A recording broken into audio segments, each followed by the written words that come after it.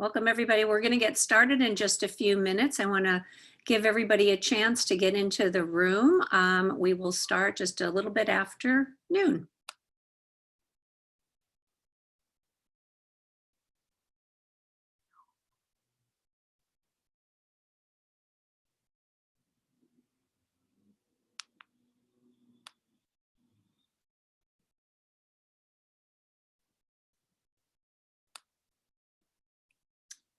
Okay, well, welcome everybody to Mass LOMAP's webinars for busy lawyers. These are 20 to 30-minute webinars that are designed to give you practical tips that you can take right back and put to work immediately. Today, I have the pleasure of introducing Allison Williams. Allison is the founder and owner of Williams Law Group, LLC, and focuses on matrimonial and family law with an emphasis on complex child welfare matters. Through her law firm mentor brand, she also helps solo and small law firm owners by providing management, marketing, and strategic planning advice. We are so lucky to have her here today. Allison is a member of the New Jersey State Bar Association, where she is part of the Child Welfare section and has served on the Family Law Executive Committee. She is a fellow of the American Academy of Matrimonial Lawyers, and she is certified by the Supreme Court of New Jersey as a matrimonial law attorney and is a member of the New Jersey Board on Attorney Certification Matrimonial Committee. Before I turn it over to Allison, I just want to let you know that after her presentation, we are going to have plenty of time for Q&A. So what you can do is, as soon as a question comes to your mind, just put it right in the chat box, and I promise you I will relay all those questions to Allison at the end of her presentation. So right now, I would like to turn it over to Allison and take it away. Okay, great. Susan, thank you so much for having me. And I am so appreciative to the Massachusetts LOMAP organization for putting on these presentations that I'm sure and have seen really add a lot of value to solo and small law firm attorneys. So today we're going to be talking about one of my favorite topics, which is crushing chaos in law firms, how systems equal stress reduction. And we all know that the practice of law is very stressful. And oftentimes we assume that it must be stressful in all of the ways that it currently is, because that's been our experience so far. But today I want to give you guys a different frame, a different way of looking at the business of law, how we keep ourselves, our teams compensated, how we generate profit for our lives, and how we serve our clients ethically and successfully. And a lot of that comes through having a system for everything that we do in business, not merely a system for our legal work. So that's the topic of the day. We're going to go into that in a great deal of concrete steps right now. So, as Susan mentioned when she introduced me, my company is the Law Firm Mentor. In addition to owning a multi-million-dollar law firm that I created in 2013 and scaled very quickly over a period of about 3.5 years, I also now am a business coach for lawyers, and I created Law Firm Mentor to help lawyers do the same thing. Law Firm Mentor is a business coaching service for solo and small law firm attorneys. We help lawyers to grow their revenues, crush chaos in business, and make more money. So, how do we create a system? The first thing that we have to understand is that law firm owners need to truly grasp the concept that it's important to get your system down in writing and that your policies and procedures will comprise your system. So what I mean by that is that a lot of times we think just having a brain dump, meaning just getting out thoughts, ideas, concepts, lists, checklists, can be a good way of systematizing. But it's important that you have not only the procedure, the how-to, the 1, 2, 3, but that you also have the policy that incorporates the why of your procedure. So we're going to talk a little bit more about the why, W-H-Y, of your procedures a little bit more in depth. But just starting out of the gate, it's important as a foundational principle that you understand that a procedure of a system is not the entirety of the system.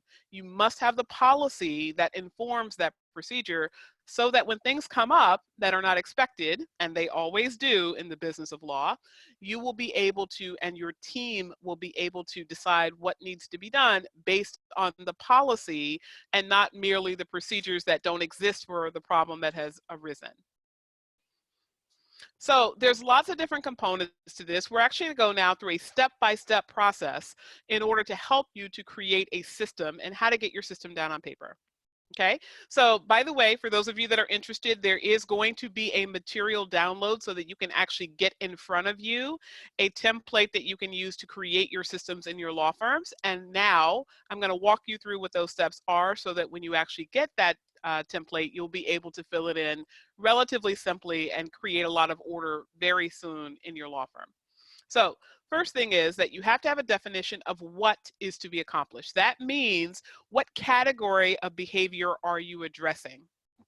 Are you talking about sales, which is your consultations, your intake process? Are you talking about marketing, which is generating leads, whether that be through your website, through referrals, through speaking engagements, different activities that drive people into your law firm? Is your system, this particular system, related to people, hiring, promoting, terminating, disciplining, or even vendors and people that are outside of your law firm that will interact with your law firm, such as managing clients and managing expectations of adversaries?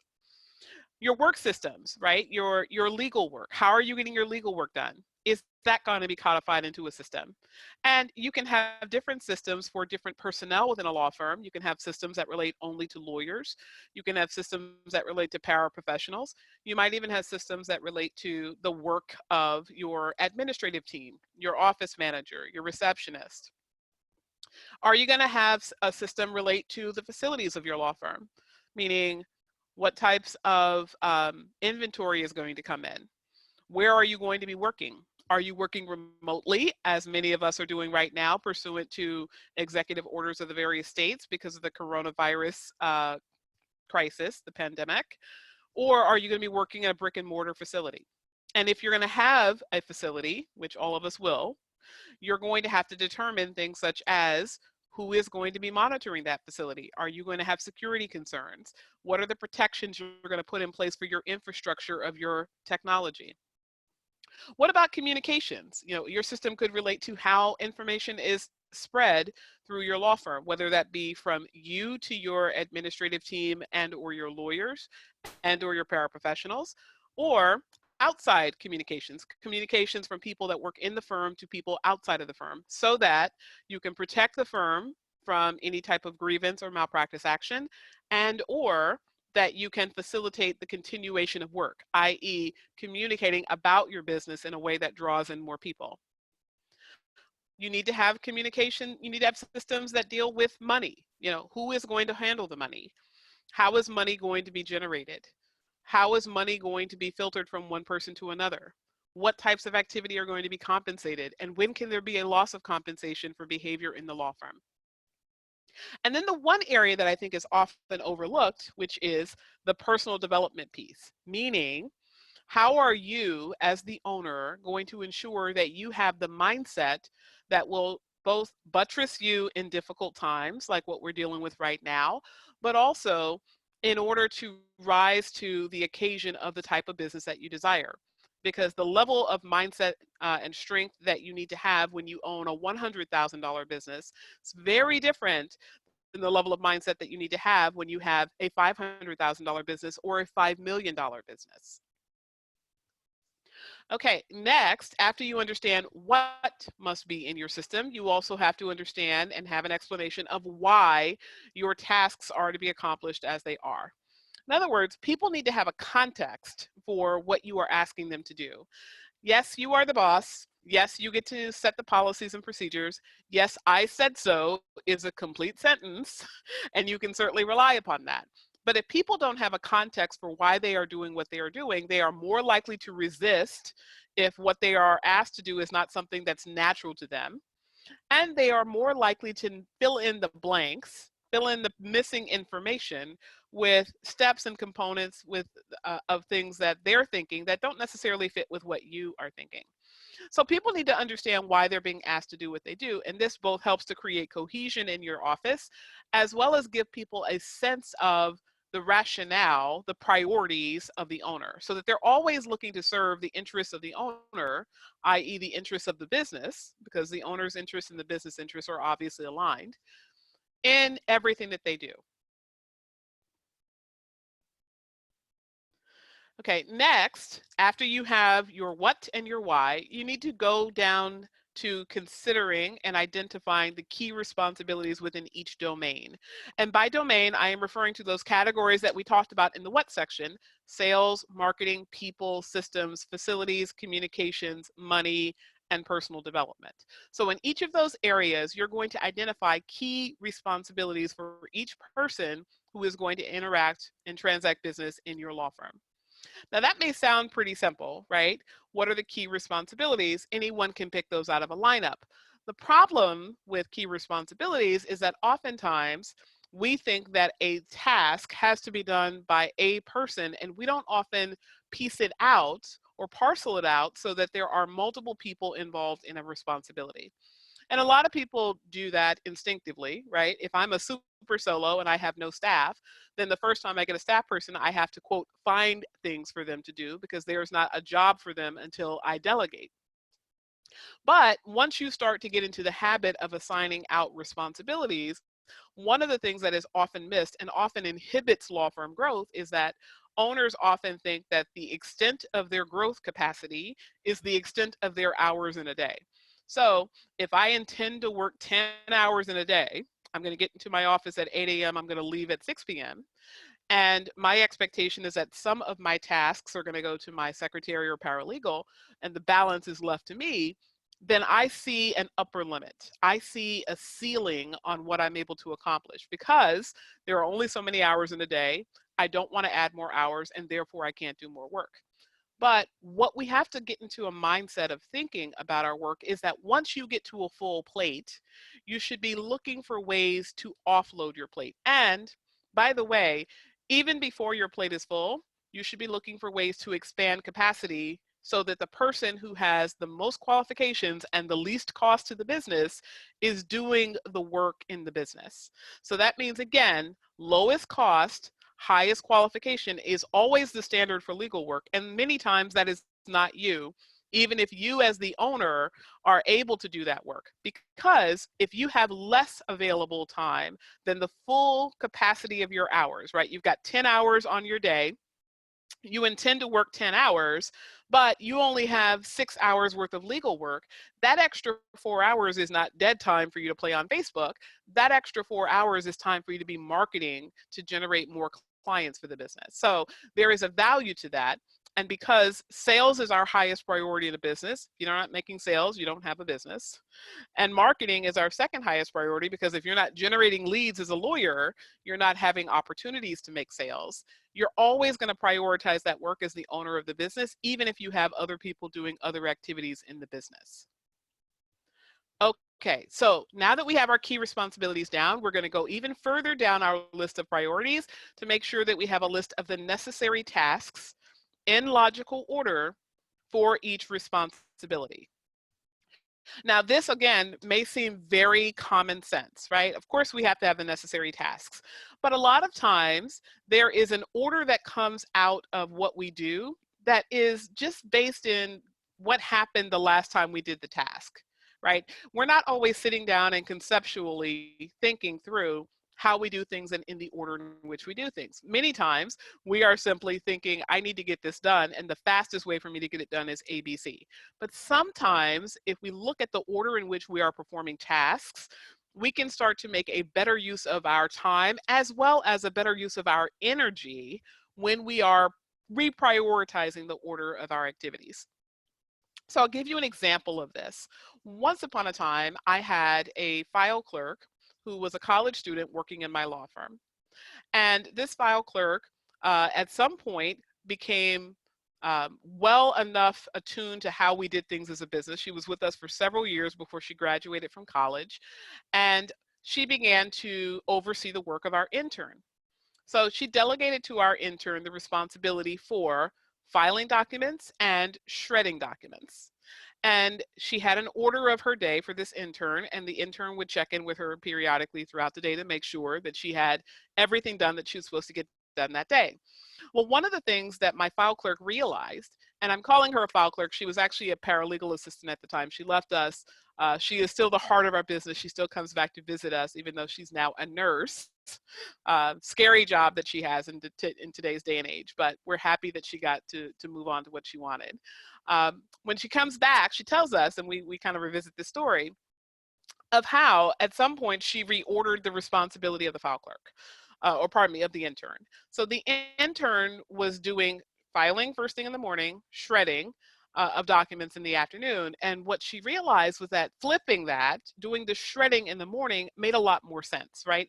It wasn't a particularly cumbersome task. It wasn't something that took a lot of energy, but from a resources standpoint, when she was doing her shredding first thing in the morning, filing was accumulating throughout the day. So the documents were getting into the files a lot sooner just by virtue of having someone immediately filing after documents were generated and created throughout the early part of the day, versus having that wait time of having the next time she came into the office be immediately assigned to filing.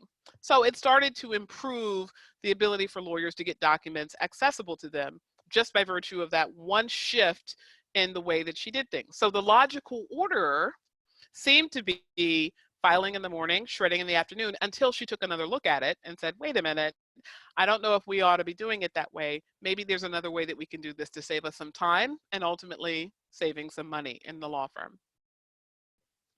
So after we have our necessary tasks down, we want to assign a responsible person for each task.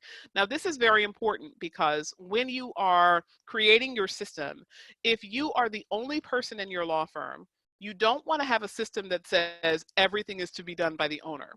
First of all, psychologically, that inhibits growth because you're not looking for the next person who's going to take things off of your plate. You're considering that all things are on your plate all the time. Second, if you have a growing firm, if you have more than one person and you are looking to acquire more people by generating more revenue, you're going to have a problem in the future if you have to scramble to look for work for people every time you add a person to your office. Third, and most importantly, you want to always create a system for the law firm that you desire, not the law firm that you have right now. So that means that when you're looking at the tasks that you have and who is going to be doing what, you always want to have down on paper in hard writing, trained for every person that accesses your system, who is going to ultimately be responsible, which means if a person is doing something right now that is not on their goal list of responsibilities, that is an area where we need to be looking to and creating growth in our business. And again, this is some part psychological, right? Because if we don't design what we desire, we don't ultimately pursue what we desire, we accept what we have. Major mindset shift that needs to happen there. But also, when you have on paper that someone else is responsible for a task, one of the things that you can be thinking about is that this is not the highest and best use of my time, which means if the legal secretary is seeing work that is on her plate that does not comport with the highest and best use of her time, there may be an opportunity for you to bring someone in right now that may assist her with the things that are not her responsibility because your system calls for that. And then ultimately, the work that she does, she can have more time to do more work that may be either work a lawyer is going to pass along at a billable rate, or assistance that she can give you to moving files in the office so you can take in more work, all of which translates to more money. So again, by having that principle of the most qualified, least cost employee responsible for all work in your office, you're always going to be improving efficiency and increasing your profit at the same time. Okay, so after you've assigned out who is going to be responsible for your task, it's important that you always have a coverage person. Now, this is something that is often overlooked. Many times people will say, listen, it's going to be the secretary's job to process the mail. She is also receptionist as well as secretary, and that's her job. And the problem with that line of thinking is that you're always going to have times where someone needs to be out of the office, right? No matter how large your office, if you are employing human beings, Human beings need to take respite. Human beings get sick. Human beings go on vacation. And yes, human beings leave your law firm, whether that is through choosing another job, or ultimately having a spouse get relocated, or simply retiring out of the practice. So you have to consider, when you are delegating out responsibility, what is going to happen if any person is not in the office. Okay, you don't want to have any job in your office that is wholly dependent on one person, so that if that person is ever not available, you have the stress of immediately having to scramble to find someone to fill in that role. By assigning out the coverage person and the coverage responsibility sooner rather than later, you also give yourself a level of freedom that there is another person who's going to have to learn the role that is their coverage role. Which means sometimes people just benefit from knowing that there is somebody else in the building who has to do what they do, or who does what they do when they're not in the office. That allows people to talk synergistically about the work being done, have conversations about how we might want to improve or change the system as things happen, or as we start to see little tweaks or holes in the system that happen just because people are, human, and they make mistakes, and sometimes they leave things out. Or even as you choose to change technology or add new people to your system, that coverage person, who really is not primarily responsible, but who has done the role, can often think outside the box because they're a little bit further removed from the actual system because they're not doing it every day. So again, having this down on paper gives people an opportunity to see where they fit in the process of a system you've created, as well as in the process of systems that will interact with their job that they may not necessarily be directly responsible for. Okay, so we've got our assigned person, we've got our coverage person. The next thing we have to think about is, and require, is that someone who is not the assigned person has to review and check the process. Now, this is probably difficult for a lot of our control freaks out there, right? We have a lot of control freaks in the room. A lot of lawyers have that issue, and for good reason, right? We obviously are held to a very high standard. Our licenses and all the work that we put into becoming attorneys is at risk if something gets screwed up. But if we are involved in it, in the process of creating a system, many times we create them in less than optimal form because we aren't the one doing the job. So you want to have the person who is responsible for the job actually creating the system. But once that person puts pen to paper, you want to have someone who is not seeing it day in and day out read it. So I'll give you an example of why this is so important. In one of my clients' law firms, is again, I'm a business coach for lawyers, so I see law firms all across the country all the time. And I was interacting with a law firm that was in the Midwest, and this particular law firm owner had delegated to her receptionist to write out the process for processing the mail. And one of the steps that she left out, the receptionist, was that once the mail comes in, it's opened, it's sorted, it is checked for any required dates and any required court hearings, and then it is put onto the universal calendar that they had in this office and delivered to the paraprofessionals who would then start to work on the file. Well, that sounded very logical, right? So the person who wrote the system in this instance wrote the system, gave it to the boss skimmed it, said, yeah, that looks good, and that then became a part of their procedures manual. The problem was that the receptionist didn't write down that if there was a conflict with anything that came into the office on the existing system, right? A piece of mail comes in that says lawyer A has court next Tuesday. That just went onto the system. Now the receptionist knew that if there was a conflict, the first thing that she would do is bring that to the attention of the paraprofessional when she was giving that person the mail. So the paraprofessional could, on his own accord, or ultimately in speaking with the lawyer, decide that something needed to be moved. So that wasn't written into the system because that was just so naturally, quote unquote, common sense to the person reviewing it, that she didn't see that as needing to go in writing, right? She just kind of glossed over it. Well, one day she was out of the office, someone was covering for her, and what ended up happening was that person processed the mail, put the dates on the calendar, and moved forward because that's what the system told her to do. And what ended up happening was a court hearing got scheduled for a date. There was another court hearing, and the lawyer and the paraprofessional didn't notice it until the day before, when they are calling clients to tell them, hey, you've got court tomorrow, as a reminder. And luckily it worked out. But both of these hearings were very serious hearings. They were both testimonial hearings that had witnesses. So there was a real problem that they were scheduled for the same date at the same time because they had, ironically, two different paraprofessionals working on those matters. They didn't communicate with each other. They're just working on their matters. And now all of a sudden they're scheduled for the same date and time. And there was potentially a real issue with having coverage for that. So after you have your system checked by someone who is not the drafter of the system, you want to add any missing steps. So in this particular instance, had someone check that and checked it thoroughly, you would have had a situation where maybe a paraprofessional or legal secretary would have caught, oh, whoops, if there is a conflict, we have to deal with the conflict right then and there so that we don't delay dealing with the conflict and potentially put a client's interest at risk. And then finally, you want to diary periodic reviews of your system. So once your system is all down on paper and you've gotten every part of it down, you've gotten the what, you've got the why, you've got the key responsibilities, the necessary tasks, you've assigned out a responsible person and a coverage person, you have checked your system to make sure that everything is complete and added steps that were missing.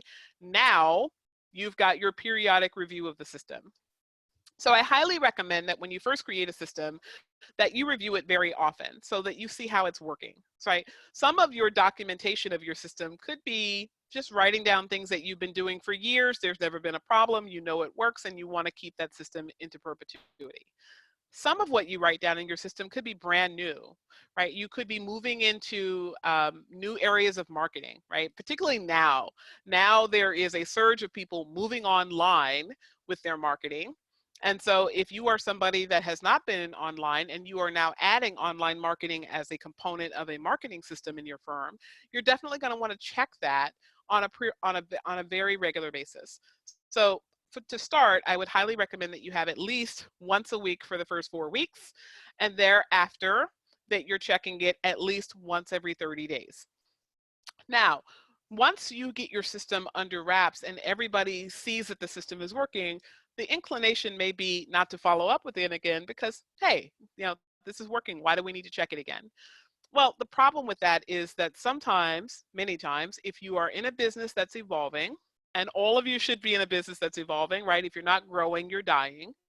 Your business is going to be changing in other areas. So a system itself may be perfectly fine, but if someone else in another part of the firm is changing another system, it may interact with your system and make it not necessarily the best anymore.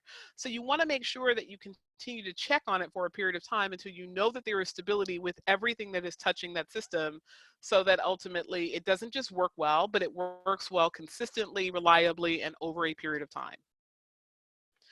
Okay, so as I have discussed with you today, we have gone through the steps necessary for creating a system.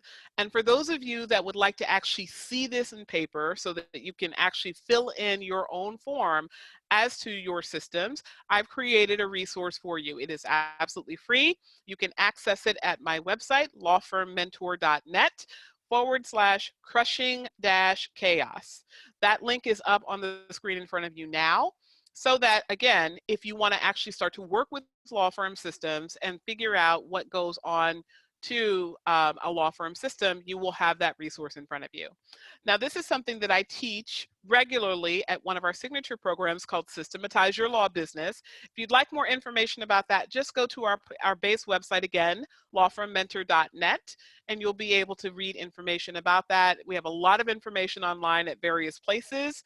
My resources are listed on the form in front of you now, including our website. We're of course on Facebook. We're very active on Facebook, on our business page, as well as in our Facebook group, the Law Firm Mentor Movement. You can find us on IG and Twitter, as well as on YouTube, where we have a series of resources, all free, all accessible to the public, and hopefully of service to the legal community. And most recently, we have launched a podcast, the Crushing Chaos with Law Firm Mentor podcast, where I interview guests about topics that are of benefit to solo and small law firm attorneys, as well as do mindset coaching when I have solo episodes. So that is today's presentation. I want to thank you all for tuning in for Crushing Chaos in Law Firms, Systems Equals Stress Reduction. And now I'm happy to entertain any questions that you might have.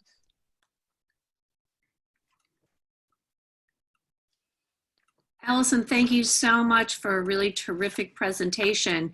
A lot of what you were talking about reminded me of process improvement programs like Lean, Six Sigma, for example.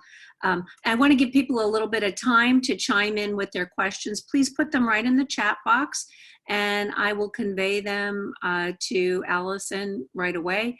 If you could do that instead of raising your hand, that would be extremely helpful. We aren't really in a position to go to people who raise their hands. So please just put it in the chat box and I'll relay the questions.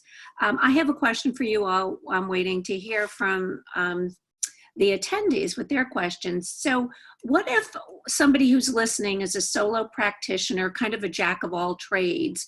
How should they think about the advice that you were giving us today? So it really applies for every law firm owner, even if you are a super solo, right? If you have no staff whatsoever, because the reality is, even if what you want to design for your law firm is to never have anyone else, you want to be super, super solo, you're going to have to figure out action plans for what to do when people, when you have issues with your clients, when you need help with processing legal documents, like when you need legal secretarial help. Outsourcing that type of work needs to be documented in a system like working with a virtual. And you also have to consider when you're going to be on vacation and when you're going to need to take time away from the office, who services your clients and things like that. So truly all of the aspects of a business need to be systematized, even if you are personally the only one doing work right now. And the way that you do that is the same whether you are by yourself or with someone else. It's just that if you're by yourself, obviously you have to have someone else outside of your office to review your system. Terrific. We have a question. So from somebody who works from another attorney, interested in systems, but the employer is less so. Do you have any suggestions about what could be done as an employee? So that's a great question.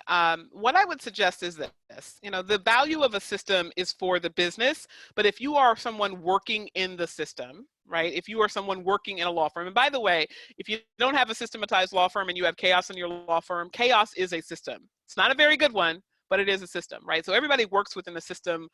It's a way of doing things. So if the person that you're working for does not respect having a documented way of doing things, you can still systematize those things that you have control over.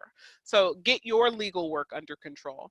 And then you have peers, right? So if you have 3 support staff, presumably they are doing things that your boss is going to benefit from, whether he or she respects having systems or not. So you can start the process of involving them and documenting what they are doing. And then at some point in time, when you have collected enough of those systems, I would go to your boss and say, these are the things that we're doing well, that we might want to take a look at. Give them something hard copy to actually look at and let them see how, by virtue of your starting that process, you have ultimately educated the team and gotten some efficiencies in place. When they see the efficiencies generate dollars, they oftentimes get very interested. Great answer. I've got a few more questions. Any rule of thumb for how to know when to take on or take the plunge and hire additional staff? And by definition, this person says they don't have the time to bring in more business until they have more staff, but they can't afford more staff until they have more business. Yeah. So this is another really great question. The answer to this is, and this is not something that you're going to accept easily, so I'm just going to put that out there so you can get the resistance wall up and know that you have to overcome it. You have capacity in your law firm, whether you see it or not, okay? So if you are too busy right now to bring in more business, what you have to do is figure out how you can get the most out of the business that you have and think about your staff as a way to generate profit, okay? Staff is never an expense, they are always an investment. If you are hiring somebody who's an expense, you're hiring at the wrong time, or you're profiting, or you're creating dollars and cents around their role inappropriately. So think about it this way. If you are an overworked lawyer and you have too much work on your plate, just by virtue of hiring a paralegal, You can charge that person's time to a client, and if you shift some of that time to them, they're able to expand hours and expand capacity for you because you can charge for their work.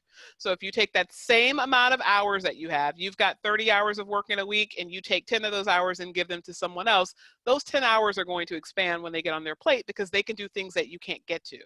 So you're able to hire people more often than not, much more soon, much more quickly than you ultimately realize. Now, if anybody has a real concern in that regard, I'll be happy to get on the phone with you. I do sessions with lawyers all across the country. They're absolutely free of charge, and we can talk through some of the metrics around that. We also have a lot of resources about that on my YouTube channel as well. That's a few more questions for you, so don't go anywhere. How do you recommend creating systems that are adaptable for both virtual operations and in-office work? Okay, so that's another really good question, and a lot of people are struggling with this right now because of what has happened with COVID-19 and its impact on our world. So recently, I hosted a webinar. It was for the Law Firm Mentor Movement community, which is my Facebook group. Free webinar. It was about 2 hours talking about the resources that you need to have and how you can manage team remotely and things like that. I'd be happy to put the link to that in the comments, and I can do that so that you have the ability to access that.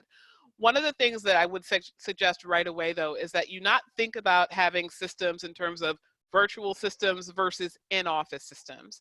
The system is the system, right? So if you have a system for getting work done, you have to first get your system down on paper for your primary place of work. If your primary place of work is working in an office and you're virtualizing some components of it, or you're going to have sometimes virtual and sometimes in office, start with in office first. And then you're going to work from that when you create a separate system for work transfer outside of the office. So inside the office, it might be that I walk my document down the hall to my paralegal. Outside the office might be I tweak that system and I transfer that by email or through Slack or Microsoft Teams or something like that. But you're always going to start with what is working, and then you're going to redefine it as necessary for your virtualizing. Great. One more question. Do you have any advice on hiring, such as sources to look for, evaluate, and retain good employees?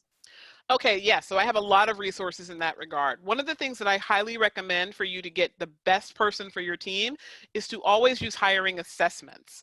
So in the Law Firm Mentor Movement, I interviewed a guy who's now become a very good friend of mine, but I love, long before we became friends, I absolutely fell in love with his resource. The company is Real Talent Hiring, and you can find out more about it at realtalenthiring.com. FYI, I get nothing for recommending him, so don't think that this is a plug for me to get something out of it. But the assessment is the Real Talent Hiring Assessment, and it goes into how people manage themselves, how they manage others, and how they manage tasks. Now, the beauty of this is that it's not like a questionnaire. There's a little game that a person will have to complete online. It takes 15 to 20 minutes, and the report gives you information about how the person shows up in the world, not necessarily what they show you in the interview. So it tells you things like whether or not the person has high or low self-esteem, whether or not the person is somebody who has issues with authority, whether or not they are good at delegating or tend to retract in that area. And these are the things that, of course, we know that you need in a law firm. So you get a 9-page report. It's a couple $100s per report, but you actually get to have a call with the assessment leader, Jay Henderson. And it's worth every dollar because it helps you avoid some of the catastrophic mistakes of liking a person and resonating with the person and getting all positive data from all sources, but then missing that the person has personality quirks or just a way of doing things that won't work for your office. We have one more by a attendee who is very, very impressed at how you scaled up your firm to $1 million plus in revenue and wants to know, how would you advise somebody to expand a practice? Okay, so there's a lot that goes into expanding a practice. I couldn't possibly give you an answer to that question in all candor in the course of time that we have today. What I would generally say, though, is this. You have to start with working on your mindset. You are at the center of everything that you do. And oftentimes when people are not able to grow, it's not for a lack of intellect. It's not because you don't work hard enough. And it's not because you haven't gotten lucky. it's because the way that you are looking at things is flawed. It comes through a way that we were taught to look at things, which in the legal profession is all about safety. And when we are working from a place of safety, we're often looking at restriction as opposed to expansion because that is safer. So for those of you that have questions about how to do that more, I have told my story in lots of different places. One of the places that I tell my story often is in the Law Firm Mentor Movement free Facebook group. And I have probably about 40 or 50 videos in there now of myself talking about different mindset concepts, people I've interviewed, things like that. I would highly recommend that you start looking at some of those resources first, and then where you need to start would be something that we could talk on in a consultation that we would have by phone. So Allison, I just want to say this was a wonderful presentation, and pretty much almost everybody who had a question there said the same thing. They really appreciated it. So I want to thank you so much for your time, your expertise, spending it with us. I want to remind everybody that this presentation, the whole recording, will be up on our website as soon as we can do that, along with a PDF of the slides and all of the information on how to get in touch with Allison directly. I want to also tell you that next Wednesday, May 6th, also at noon, we will have Laura O'Brien. She's going to join us and talk to us about setting boundaries and teaching your clients how you want them to communicate with you. So thank you everyone for attending. I hope you have a wonderful afternoon. See you next week. Bye-bye. Thank you all for listening. It's been great. Allison, I'm going to circle back. I think I have your number just to call you and just chit chat. And just thank you again for a wonderful presentation. Sure. Thank you. All right. Bye-bye. Bye-bye now.